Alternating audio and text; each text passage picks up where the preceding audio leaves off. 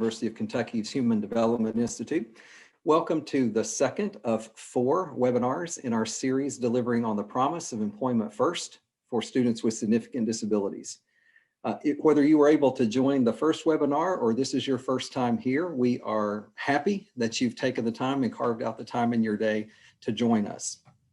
If you did miss the first webinar, you can check in the chat box and there will be a link there where you can go and download that PowerPoint and also the materials associated with that webinar. So we hope you take that opportunity. But overall, whether you were here last time, first time, doesn't matter. We're just really glad you're here. So a few things just as we get started. While your microphones are muted for this webinar, we do encourage you to use the chat. You can use that for multiple purposes, obviously introducing yourself, adding comments.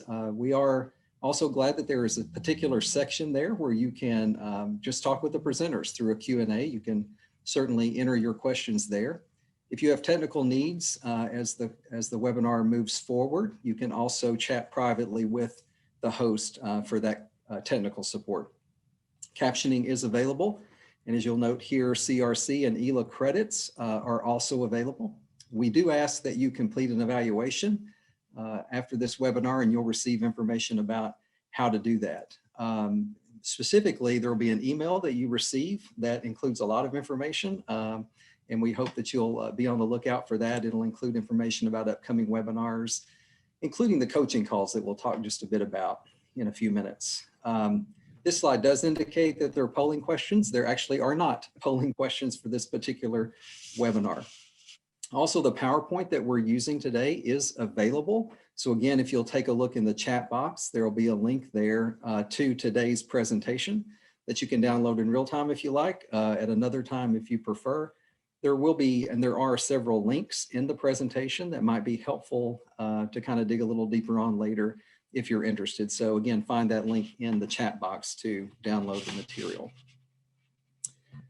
So in terms of the overall purpose for the series, we'll talk more specifically about the purpose for this particular webinar, but this really is the foundation of all that we're doing. We really want to be a support to you from wherever you lead in your work to support and help students with significant disabilities not only obtain but maintain competitive integrated employment. And we are thrilled here at the University of Kentucky's Human Development Institute to partner with the Kentucky Department of Education and the Office of Vocational Rehabilitation, again, around many things, but specifically around this particular webinar series. So we're grateful to KDE and OVR.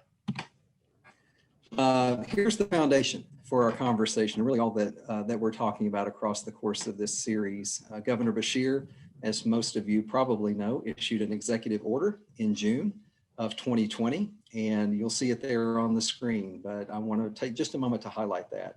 It is the policy of the Commonwealth of Kentucky that competitive integrated employment in the community shall be considered the first and primary option for persons with disabilities of working age who desire to become employed. So that's about all of our citizens in Kentucky with disabilities, but that also includes students with disabilities of working age who want to become employed, including students with significant disabilities. So just kind of keep that in mind. We'll talk about employment first again in a little bit, but that really is the foundation of our time together over the course of this series. You'll see here a schedule of the webinars. We've had one, we're in number 2, and there's a link there for the third and the fourth webinars that are upcoming in February and March. And again, you'll get all this information a bit later in a follow-up email also. We're really excited about what we're calling an added bonus of live coaching calls that happen after webinar 2, after webinar 3, and then after webinar 4. That's where folks get an opportunity to dig a little deeper on the tools and processes that you'll hear about in this webinar and the final 2 webinars, to talk directly with, and you're going to meet Shawn and Dale in a few minutes, talk directly with them and with some of us about additional questions that you may have, additional technical assistance and support needs that you may have, get some feedback on just thoughts that you have about possibly using some of these tools and processes. So we hope you'll take opportunity to engage in those if it makes sense to you and works for you. And the first call will be 1 week from today. at this same time, 4 o'clock Eastern and 3 o'clock Central, and you'll receive information about how to register for that coaching call as well. So throughout the course of this series, you will get to hear from key leaders across our state on the importance of Kentucky's Employment First policy. During webinar 1, we had the privilege of hearing from Dr. Kathy Shepard-Jones, the Executive Director at the Human Development Institute, and also from Lieutenant Governor Coleman. So we're very grateful to them for their time in webinar 1. Today, we get the pleasure of hearing from Dr. Jason Glass, Kentucky's Education Commissioner. So about a 2-minute video, and I think this is a really important message that you'll appreciate.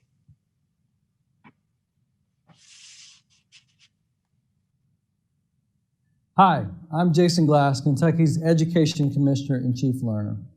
Our vision at the Kentucky Department of Education is for each and every student in the Commonwealth to be empowered and equipped to pursue a successful future, and that includes our students with significant disabilities. To achieve this, we know how important it is to work in strategic partnership with key stakeholders. And that's why I'm pleased to join our longstanding partners at the University of Kentucky Human Development Institute and the Kentucky Office of Vocational Rehabilitation to make this opportunity available to you. Our goal is to support our school districts and other stakeholders in helping students with significant disabilities obtain competitive integrated employment. As educators, we play a significant role in delivering on the promise of employment first for Kentucky students so that we can help reach the Commonwealth's goal of improving quality of life and increasing economic self-sufficiency for Kentuckians with disabilities. Our job is not just to get our students to graduation, but to prepare them for life. This includes preparing them for successful employment. As a native Kentuckian, a third-generation educator and chief learner here at KDE, I celebrate with you the past successes that we've achieved in supporting students with significant disabilities, but I also understand the work we have yet to do. We must work differently, more collaboratively, more courageously, and more urgently on their behalf. This is a matter of equity. We must ensure each student has what they need, when they need it, to achieve the outcomes we want, and most importantly, our students envision. Well, thank you so much to Dr. Glass and to the whole team at KDE for this important message. And I think it serves as a great jumping off point for our time together today. I'm going to stop sharing my screen because our presenters are going to transition to sharing their screen and presentations. So as they do that, let me tell you that I'm very excited for you to meet our colleagues and partners from the YES Center, Shawn Roy and Dale Verstegen. The YES Center is a national training and technical assistance center that really supports states in their work to improve employment outcomes for youth and young adults with intellectual and developmental disabilities.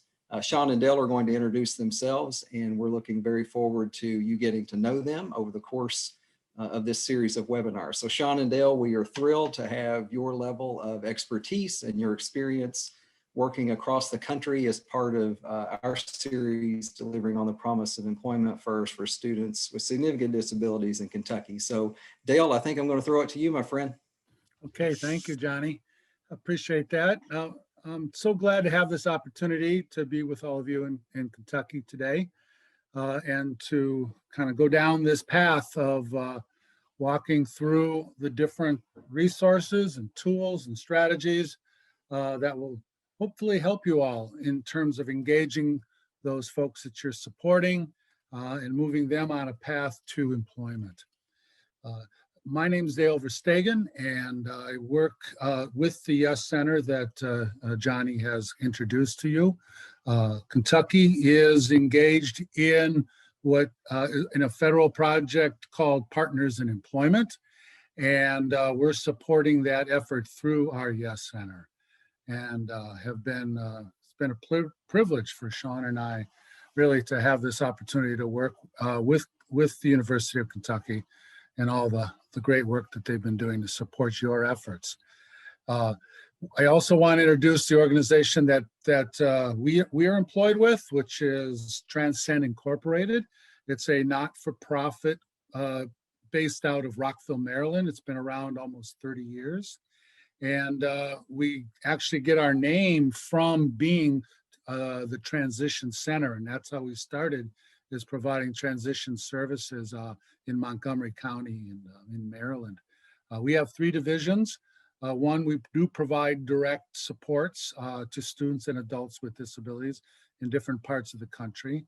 And these tools that we're going to be introducing you to are ones that we use when we do the work that you're also doing. We have a second division, which is research and development. That's allowed us to be involved with the large national research projects that are going on to really study what is the most effective ways to transition youth into employment out in the community. And our third division is training and technical assistance, and that's what brings us here today. My background is one of a business background, and so a lot of the research and efforts that I've really focused on when it comes to strategies around employment is really focusing on not only the job seekers with disabilities, but on that second really important customer, which is employers. And so that's really what I'm excited about bringing to you all is just information on that, because I think it's important both at the school and at the provider level that you see yourselves as offering a real valuable service that the employer community and businesses in your communities could certainly take advantage of. And so you'll see that theme throughout these webinars. So with that, I'll stop and turn it over to my colleague, Shawn Roy. Perfect. Thank you, Dale. And thank you, everybody, for coming. Great state of Kentucky. My name is Shawn Roy. As Dale mentioned, I'm his colleague at Transcend Incorporated. Also, I am the chief state liaison for the state of Kentucky when it comes to the federal project that brings us to you today. And so thank you to Jeff and Johnny and Trina and everybody there at HDI and Kentucky Works for partnering with us on this important effort. Today is the first of a 3-part webinar series, and Dale and I essentially want to walk you through, and by you, we're targeting educators, vocational rehabilitation staff, employment program staff, policymakers, advocates, family members, self-advocates, interested parties, anybody who plays a role in supporting young people as they transition from school to community. I want to walk you through a process. Those 3 webinars are intended to really help build the capacity for you and your teams to provide meaningful work experience and career development for students with disabilities, including those with higher support needs. And this work that we're going to highlight in the next 3 webinars is based on some pilot work that Dale and I did on site in the state in 2019. You may remember the before times. We were there, we got on an airplane, we got to mingle with people. We worked directly with Franklin Simpson schools and Montgomery County schools. It was an honor and a privilege. The hospitality was great. The teams were energized. And we walked them through the processes that we're going to show you here. So these things that we're going to talk about are really designed to help build your capacity to serve students better. And we hope that that functional focus is going to be something that you really find useful. So for today, we've already done the introductions. We're going to go over some foundational information. We're going to talk really about the phases of employment, how everybody really follows the same phases. We're going to get into discovery, best practices for being able to learn about a student. And we're going to introduce our main tool for this particular session, which is the positive personal profile. I say the main tool because our coaching call next week, one of the things that we would love to have you do is try out the positive personal profile on a student or somebody that you know, and join us on the coaching call and tell us about your experiences in gathering information, because we're going to tell you how to do it basically through this webinar. We're going to try to save some time for questions at the end. So let's get going here.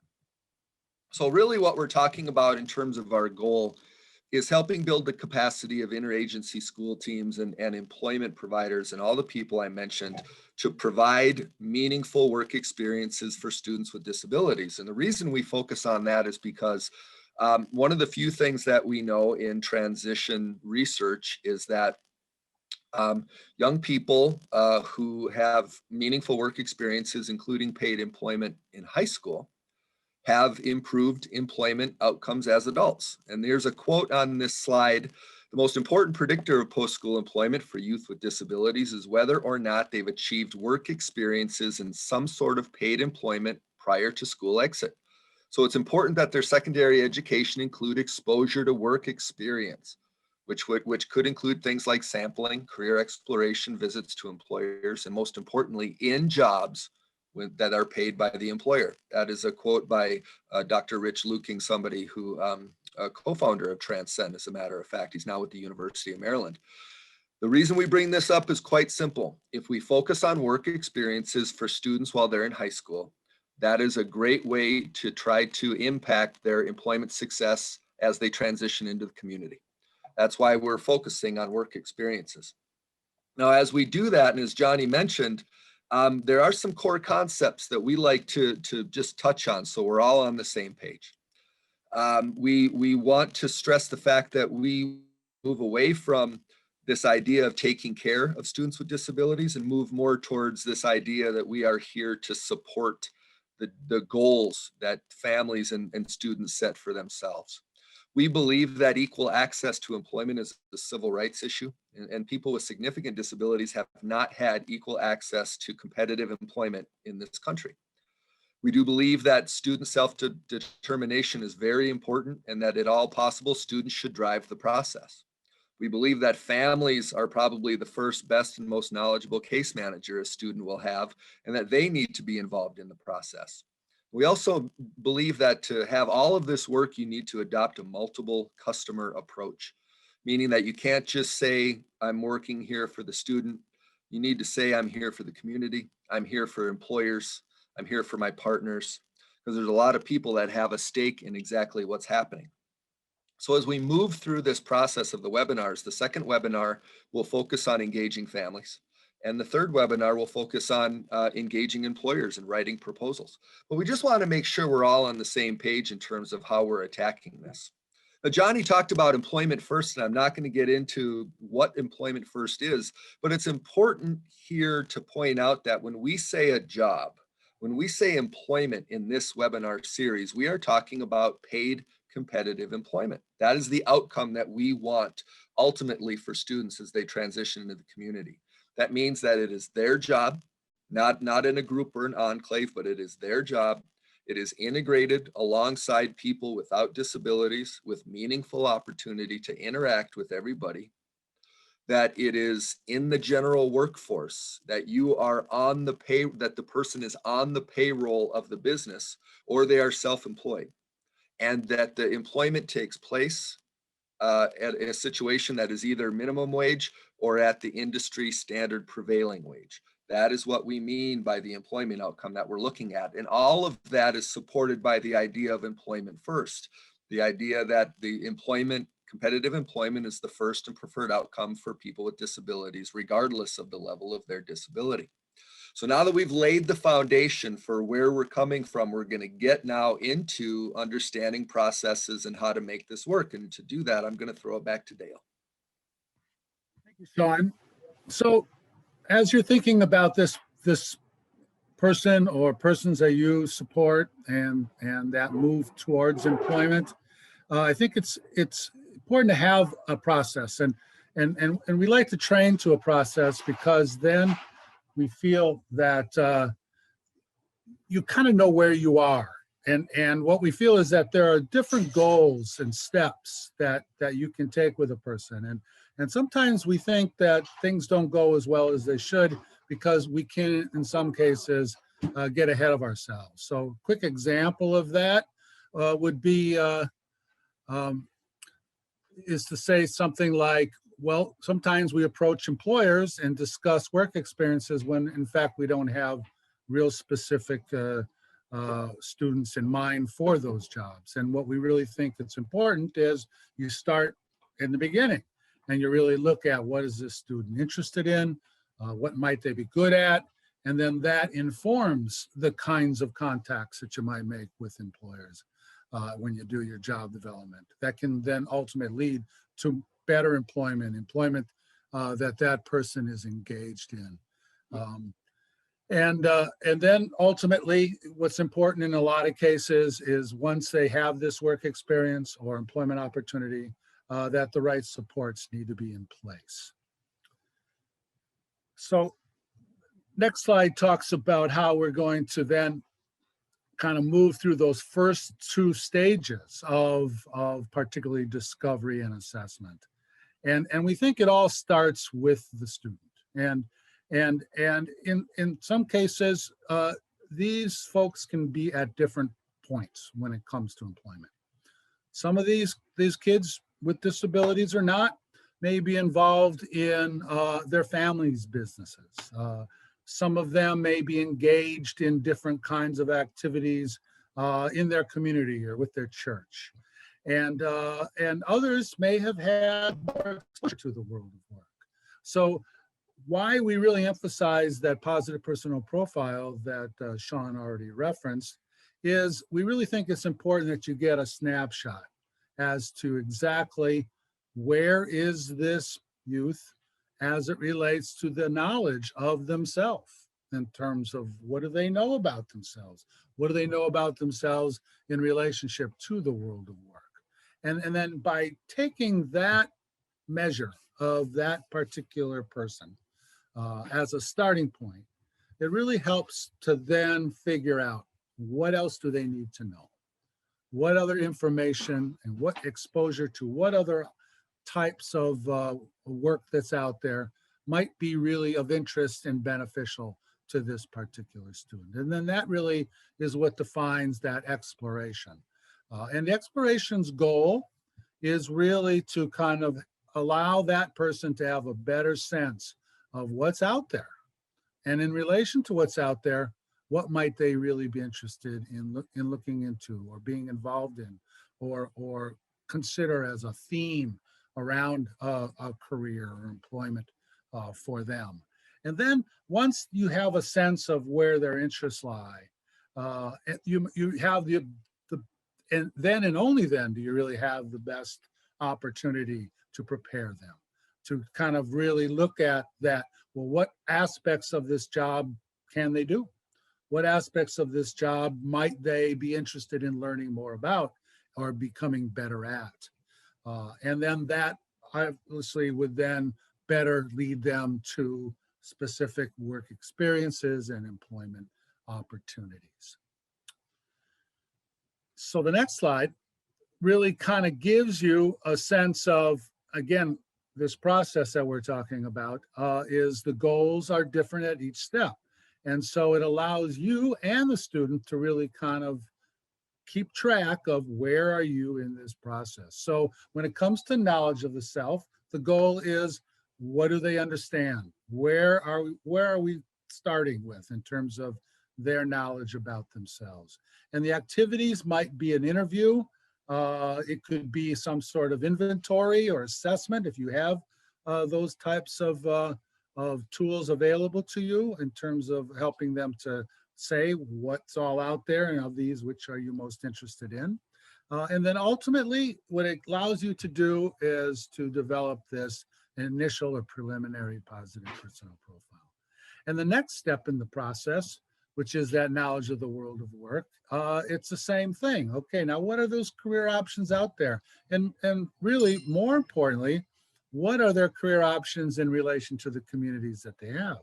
And so for the folks that are in more rural areas, there are still career options that are available to them, but they're going to be possibly less so than in an urban area. But the fact that they still exist, the fact that they have choices, really allows you to really kind of explore those options with that particular person. And again, start to look at some of those preparatory activities or interest inventories. And again, that knowledge of their knowledge of the world of work is what can be then put onto this positive personal profile. And so this is kind of the next slides really kind of just reinforce that. Now that you have that snapshot, now that you have that preliminary positive personal profile, and what's really most important is that that student has an understanding of themselves in terms of, this is what I know so far. And this is what I want to point out just about discovery is that you, some of you may be familiar with it if you're working vocational rehabilitation or employment services. Some of you may have heard it. Some of you may not be familiar with it. And the term and the concepts of discovery sometimes tends to worry people or freak people out because they think that it's a very involved process. And one of the things that we tried to do with Franklin Simpson and Montgomery County is make the discovery process simple. So students could reap the benefits of it without having to go through a whole bunch of training to be able to do it. So this by far is not a comprehensive discovery effort that we are advocating for, but we do just want to say that's, this is rooted in best practice to be able to help students who, like, at first glance, do not seem like they have a lot to offer in an employment situation. We are going to discover the things that make them actually valuable to an employer and be able to put those traits front and center. So it really is an individualized process, right? Discovery is done on an individual basis. The positive personal profile, for example, is not a group tool, it's an individual tool. And if we want to be able to help students who struggle with employment find success, we need to find individually what it is that they're really good at. It's not an evaluation and it's not a test necessarily. It's just a process, and it should be done with the input of the job seeker first and foremost, which in this case is the student, but also it should be multiple people, which we're going to talk about a little bit later on. And we really want to focus in this process on what the student brings to the table in terms of their skills and their passions and their positive traits and their work experiences, and then figure out what businesses would value those things that we have listed. When you put those two things together, you find that you get a job match that makes a lot of sense. And this does not happen in a classroom. This does not happen just here's your profile and just be done with it. This is an ongoing, active, engaging process of discovery to gather as much information about the student as you can to be able to get to that point. And this graphic, I think, tells the story pretty well. A lot of us students that we work with have very limited exposure to the world of work. You ask them what it is that they want to do, and likely you'll get things like either A, they want to be an NBA star or a video game designer or a musician, or B, they may just say what it is that their dad does or their mom does or their uncle does, right? So our job is to also let them know about the wonderful breadth of jobs that are out there. If a kid is interested in working with animals, you don't just have to be a veterinarian to work with animals. There are a lot of different ways that the person could interact with animals, expose them to the world of work, leads to this interest, right? And when young people get interest in something, they become motivated to be able to put themselves forward. Families become energized because their student is motivated, and all of a sudden everybody is ready to take some real positive action towards placing this person in a work experience that really makes some sense. And by a work experience also too, I just want to point out, a work experience can be a job shadow, can be an information interview. There's a lot of ways to expose kids to the world of work. Ultimately, we're trying to get to that paid employment outcome though. When we do this process, we encourage people to really think about the fact that a deficit in one area can be an asset in another. So a lot of our students present with maybe behaviors or certain traits where we're like, well, that would never work in this setting. Well, maybe not, but would it work in a different setting? Would somebody who doesn't like loud noises and strong smells, is there a work site that actually would be something that would make a lot of sense, right? There's a lot of different ways to get a job done. And one of the things that we're trying to do in this process is we are trying to point out that it's our job to go and to to figure out employer labor needs, and it's also our job to help support students to be able to meet those labor needs. May not look like the way that we would do it, but there's a lot of different ways to do it. And so we try to promote good behavior. We try to find out what really makes students shine and see if we can't replicate that into a job setting. And every student has something where they shine, something where they're motivated, something that captures their interest. And really, we also want to find out too, the best way that the student receives and expresses information. How do they learn? You know, and we can put them on the path instead of frustrating them and leading them to an outcome that maybe doesn't make a lot of sense. So to be able to do that, as we keep referencing, is something called the positive personal profile. And I'm going to throw it back to Dale to be able to walk us through what that looks like and how it is that we tend to use it. So the first way that you would use the positive personal profile is just how we're using it for job search and kind of assessing interests and abilities. But down the road, it gets used for matching, and then ultimately for the kinds of supports they might need. And then what we really hope is that when you're working with these folks, really be thinking about career, not just job. Because a lot of times that's where the student's head's at, you know, well, I don't want to flip burgers, or I don't want to be cleaning toilets and things like that. Well, you know, the reality for all of us, if we looked at our first jobs, is we had to do some of those things. But I think what's important is to create, you know, those entry-level kinds of jobs into the context of a career.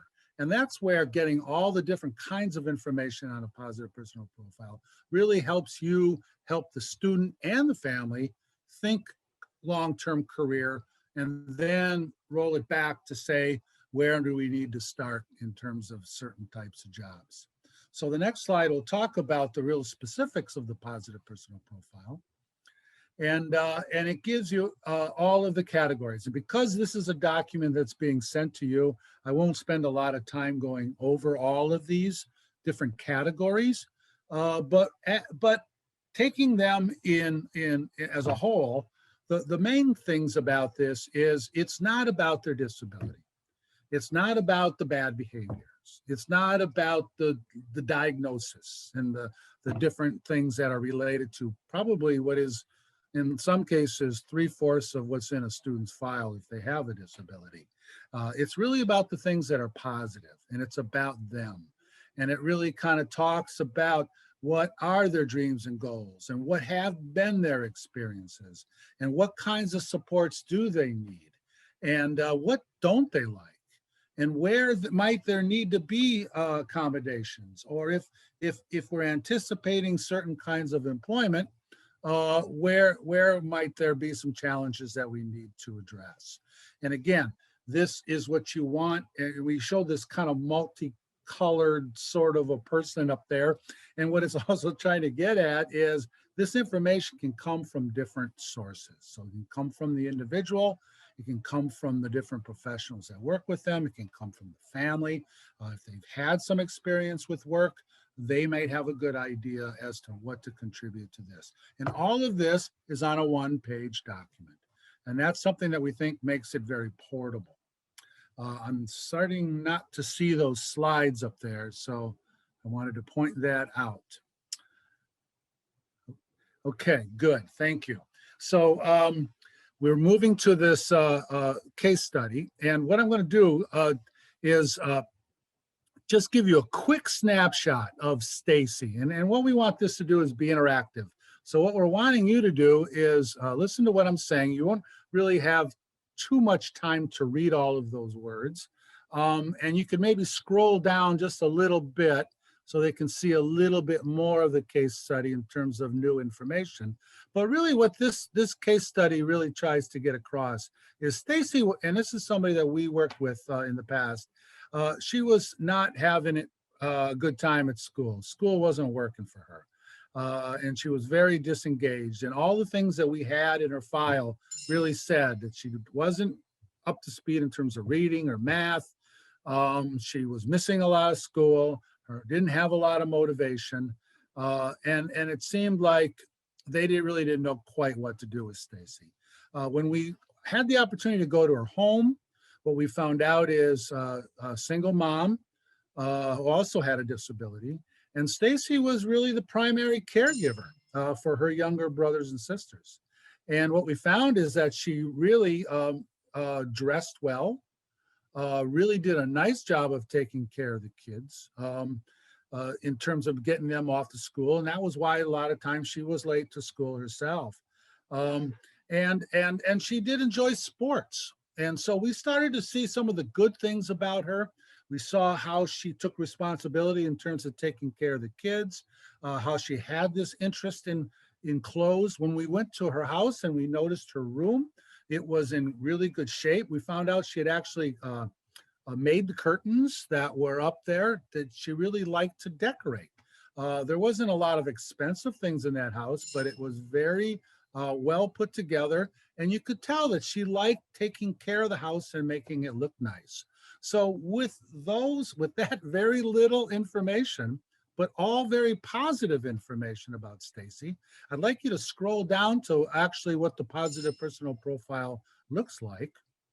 And I'm going to ask you in the chat box to really kind of throw some things out.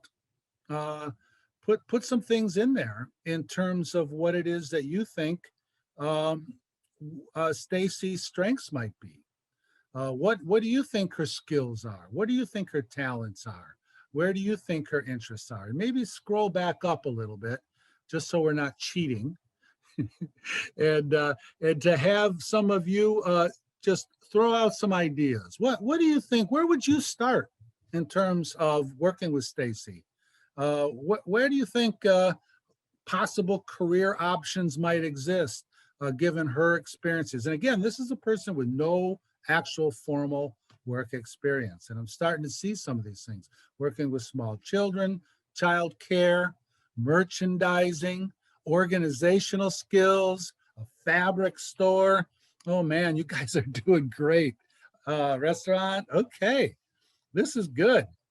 Good. And of course, with a 1-hour webinar, would love to spend a lot more time on these things. But you got clothing store, really, really good ideas here.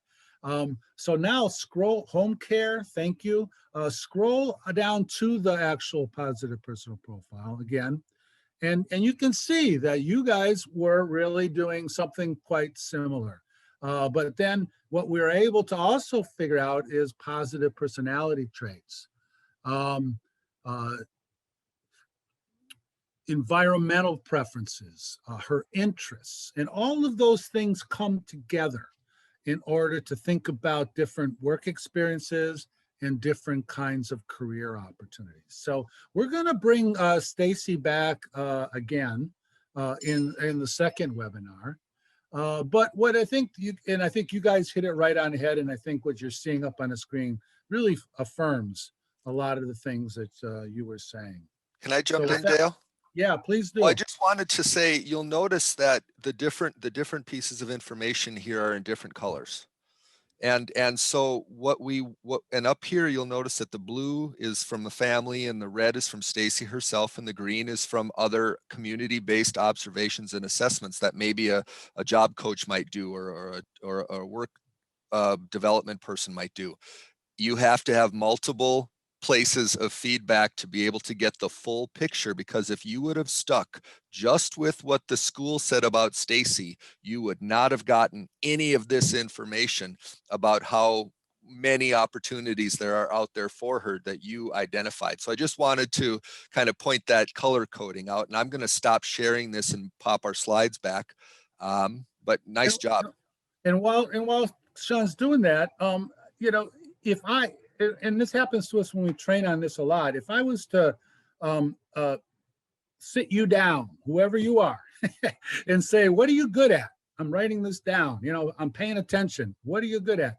We're not necessarily good at listing all the things that we're interested in and we're like. And what I have found is if I ask somebody that question and then I ask their coworkers that same question, what is this person good at? I sometimes get better information from the coworkers than I do from that particular person. And there's a lot of reasons for that. But I think what's really important is for us to consider, and what Shawn really showed you was that we really need to kind of consider all these different things. So we use this positive personal profile for interviews, for the development of a resume. One of the things we'll talk about next time is how to take what it's on a positive personal profile and make it relevant to employers, because ultimately, isn't that the most important thing? Is that we're trying to bring these two key customers together, the student and the employer.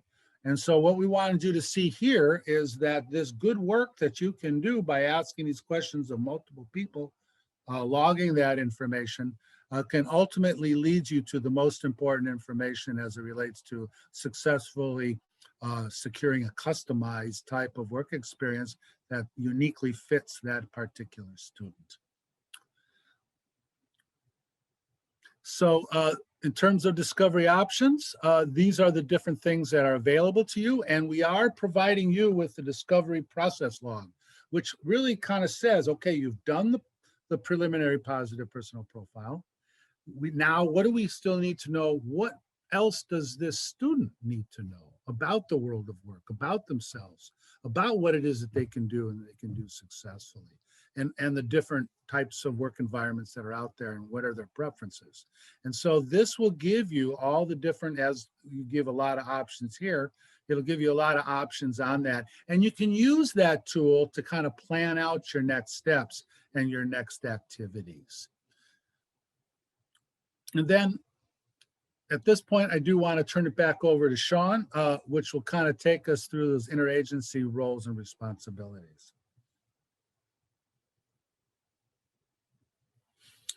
Sorry, there we go. One of the most important pieces of this conversation that we find as we go around, and I apologize, I can't get my slideshow to go, so you get to see the slides that we have on the side there.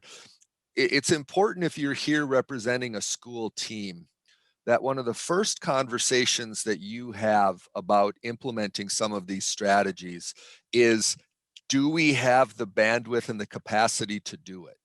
If you work backwards and you say, we must do this to be able to support students in the right way, then you are going to need to get creative to be in your partnerships, in your policies, and in your staffing to be able to make it happen.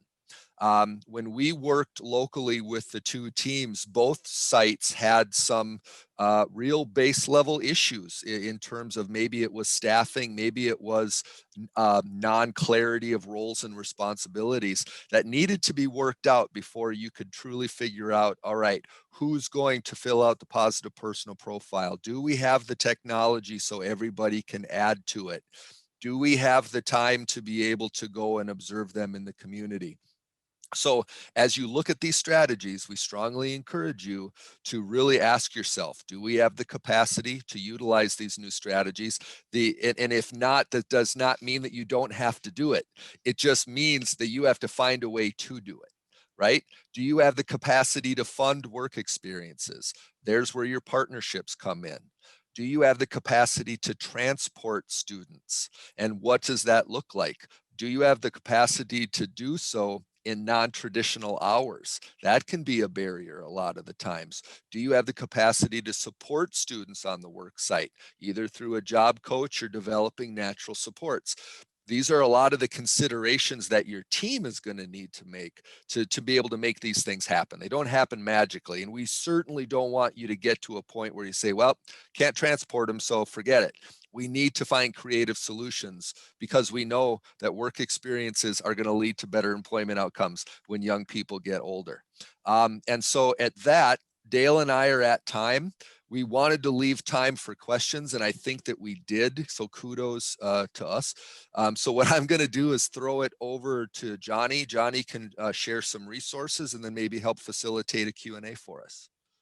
Also, I just want to add before Johnny jumps in is that's where I think the way this webinar series is coming about is that you have the opportunity to get the supports, including from KDE and from the folks that are hosting this, to really kind of help work through some of those systemic issues that might take place when it comes to moving them to work experiences out in the community, because that's the biggest shift. It's taking them from the school to where the jobs are.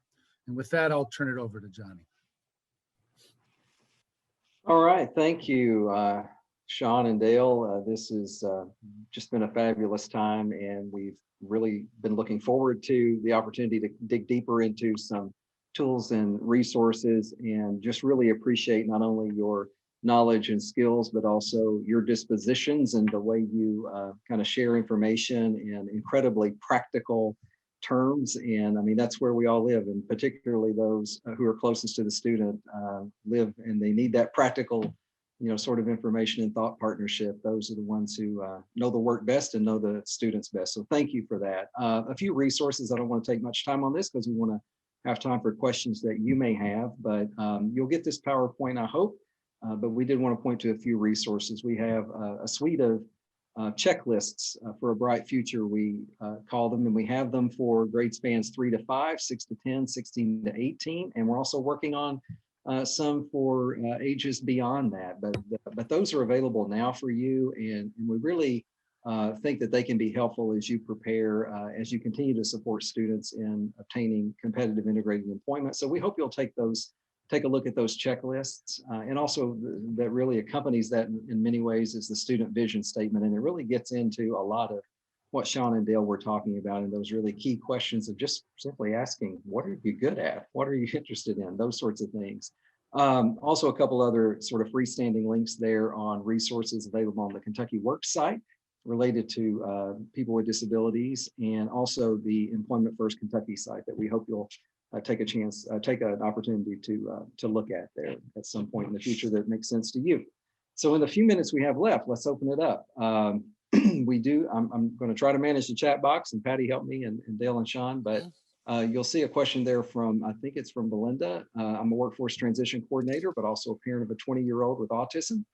Can speak both personally and professionally that transportation after high school is a huge issue in small counties, and that's absolutely true. And we certainly found that, Shawn and Dale, in the districts that we worked in, and HDI has, in partnership with others, has a very strong transportation initiative, and we would be happy to share more information about that with others who have similar concerns related to transportation. I know that the districts that we were working in found that information very helpful to them. Yeah, there's no easy answer to transportation, is there? If we had that answer, yeah, we'd be in a different tax bracket. But the only thing I can say is, first of all, Kentucky is doing some innovative work around taking a look at the issue. Getting creative is really the way to go, but making sure that you optimize whatever transportation options would be available, first of all, with your student. Now, I've got a brother who's on the autism spectrum as well. I know that it's called a spectrum for a reason. And so some people can drive, some people can independently use ride share, some people need 100% accessible transportation or help to be able to get to work.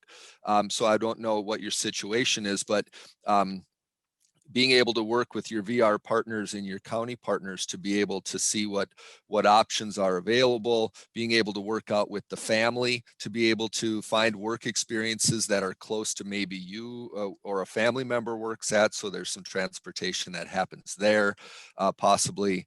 But transportation is one of those things that is very individual, and it can be very tricky, especially in rural areas.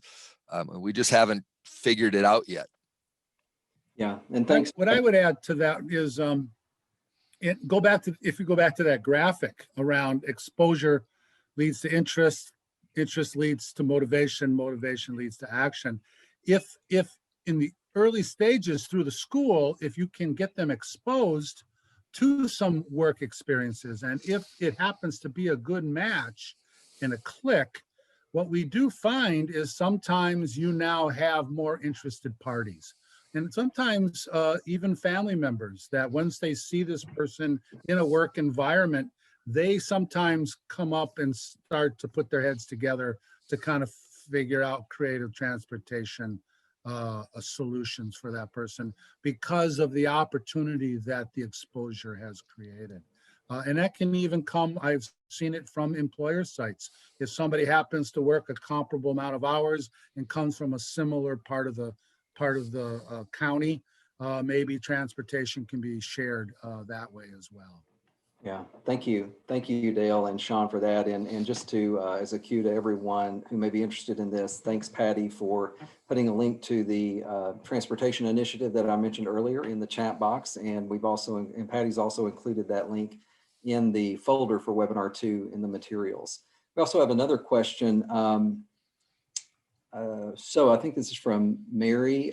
In your experience, what is the best way for employment specialists to support teachers in providing pre-employment transition services, customized employment services before graduation?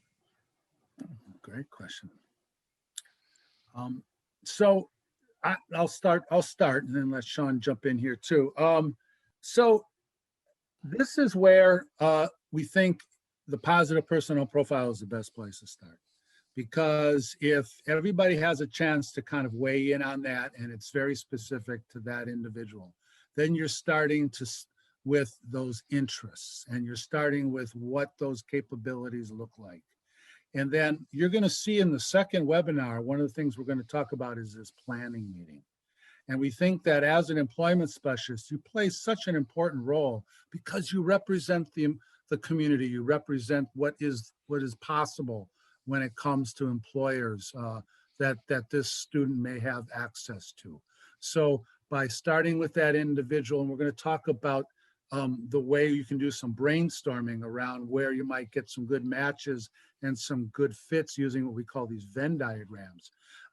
Once you start to get that brainstorming going with other staff from the school, ideally with a family participation, and with that, of course, with that student, good ideas can come up that could then lend themselves to where you can make the best contributions. And sometimes that can be around more exploration and exposure to different kinds of businesses that you might know about. In some cases, it can mean an opportunity to assess some things to see how well they do certain tasks. And in some cases, it can be representing that particular student with potential businesses to kind of set up and achieve that work experience. But I think it starts with the student, it starts with that initial information, and it starts with some planning that can be done amongst the different team members. I would just quickly just take it just a bit broader and say that in our travels, Dale and I often encounter some rifts between, for example, school staff and voc rehab staff, or school staff and community employment staff. Partnerships are key, right? And everybody in the community needs to begin working together because you all have different pieces of the puzzle. So by employment specialist, if you're talking about a school-based, and sorry, my computer's just going crazy here. If you're talking about like a community-based employment specialist or voc rehab, the number one thing you can do is start forging that working relationship with the school staff. So they understand what you do, you understand what they do, and you can all do, as Dale said, which is work on behalf of the student.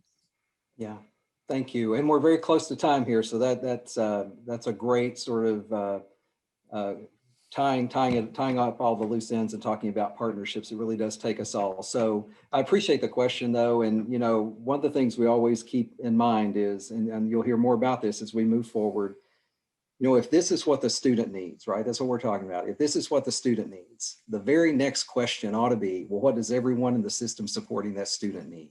So we need to think about the capacity needs of those folks too, right? So that's all a part of this broader conversation, and we're grateful that you've joined us today, and hopefully across this series really is about increasing employment opportunities, options, and success for students with significant disabilities. You see our email addresses there. Please feel free to email us directly as much as you like, and we will be responsive to those emails. And look for an email from us probably tomorrow that gives some follow-up details here, and also information about registering for upcoming webinars. The very next opportunity is a week from today in that first coaching call. So thank you all for your time, and we're really grateful that you've joined us today. Thank you.